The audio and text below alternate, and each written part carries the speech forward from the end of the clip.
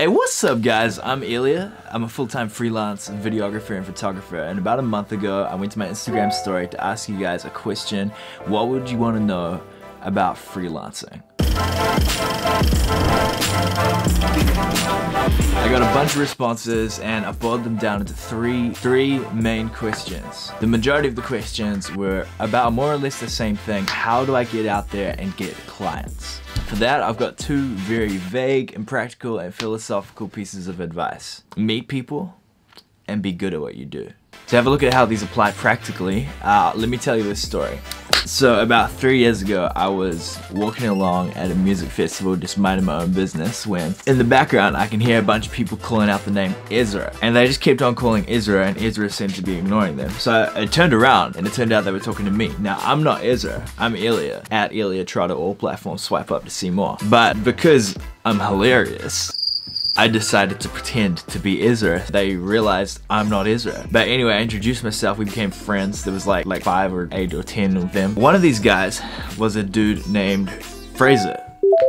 18 months later, when I ran into one of them, I was talking about a really ambitious project idea that I had. And he recommended that I get in touch. We went and got a coffee, talked about this idea. The idea never ended up happening. But because of that meeting, more than 18 months after we'd met, I've ended up doing quite a lot of work for him, going and doing shoots, being the photographer for his company sometimes, and there's even been a few cases where he's just handed over a client completely. The second piece of abstract inspirational advice I have for you is to produce good work. This relates pretty closely to the last thing because it's all about people. Now, I used to try various forms of advertising early on when I was starting freelancing, but what I found is the best form of advertising is your friends. What do you trust more? A sponsored post that came up on your Instagram feed or your friend's opinion? If I were to pay money for 4 seconds of airtime on your newsfeed, you're probably just gonna keep scrolling past because you've never heard of me before, you have no personal connection to me, I'm just a stranger. But if I've been focusing all my energy onto creating good content I've been developing, and one of my friends who's been following me for 9 months sees everything I've been through, sees what I've been producing, and they love what I do, then when they hear about you needing someone to do some videography, they're going to recommend me. I hope. Please. Thanks. Please. I would say that 70% of my work still comes through word of mouth. And I personally think that's always going to be the most effective form of advertising. Whether you have 10,000 people following you or 100 people following, each one of those people represents their own network. If you have 100 faithful followers on Instagram who love what you do, it's going to be so much more effective than promoting your post to 1,000 people or 10,000 people, because they have a personal connection with you and your work, and they can give a heartfelt recommendation. Second question, how do you price yourself? Or how much do you charge? Now, if your dream is to travel the world creating the kind of videos that you want to create with companies, massive companies coming to you for your style, your taste, your content, and they have to obey your rules of creativity, me too. I think that'd be pretty dope. Once you own your niche and you're respected for what you do, people will start coming to you for you, not just to have a video done, but to have one of your videos done for their purpose. Once you get to that point, you have a lot more leverage creatively, and you could kind of just charge whatever you feel like charging to some degree, more or less. But until you get to that point, especially if you're just starting out, you're gonna have to sell yourself short a little bit just to get your foot in the door. Now, I see it like this. Imagine a balance between 3 things. Number 1, how much do you want the work? Is it a job you actually want to do? Is it something you're going to enjoy personally?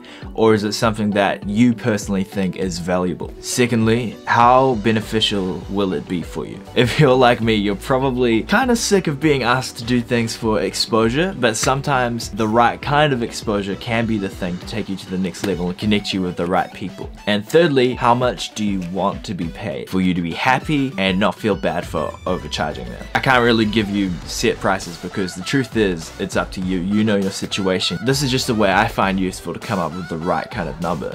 Once you're a bit more established in the game, you don't need to try as hard to get work, then you can start to prioritize yourself a bit more and charge what you're really worth. And the third question, and my favorite question, is from my boy Matt, and it's how to say no.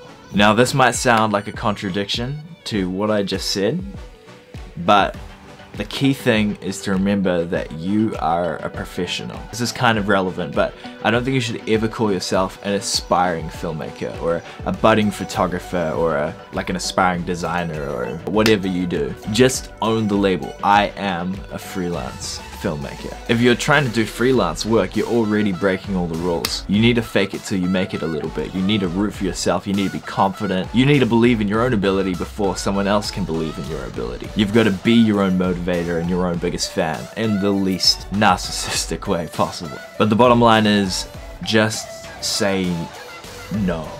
Don't sell yourself short where selling yourself short is not beneficial for you. For example, if someone's requesting too many edits on this job and the amount of time you're spending on it has gone far beyond what you anticipated and originally quoted for, then what you need to do at the beginning of a job is really specify what's in this contract. So I don't usually use a contract for my jobs, maybe for larger ones, but for most of my gigs, what I'll do after we've finished negotiating a price and a package, I'll summarize everything in an email and include all the details and try to cover all the loopholes. I don't usually charge an hourly rate. I give a total price for the service and the product, and I will say, for example, that this package allows for 2 free re-edits or 1 re-edit. If they require more edits after that, it will incur an hourly rate. I hate making quotes or settling agreements over the phone because no one can remember what was really said. Even doing things over Messenger or DMs sometimes is a bit icky. I try to always at a certain point bring it into an email, write it out. From that point you've got something concrete you can fall back onto.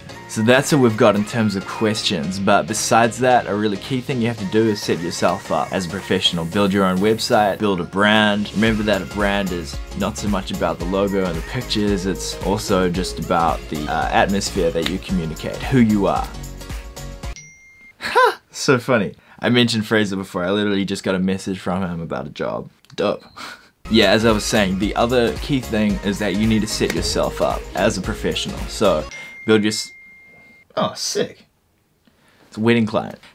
I didn't plan that. I literally got those 2 messages in the last 2 minutes. What was I saying? I actually just finished redesigning my website. I started as primarily a wedding videographer. The last year especially, since I've been going really full time, I've done less and less weddings and I've been doing more documentary projects and features and event coverage and stories and all this sort of thing. So to go along with that, I've created a new website. It looks like this. I'm super proud of it. If you're looking for some inspiration, really, I just want you to go look at it. So like, you know, there's more people on the website. But if you are looking for more inspiration, feel free to go check it out and see the vibe that I'm trying to go for with my business.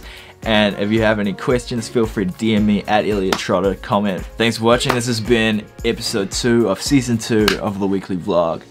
And yeah, I'll see you guys next week.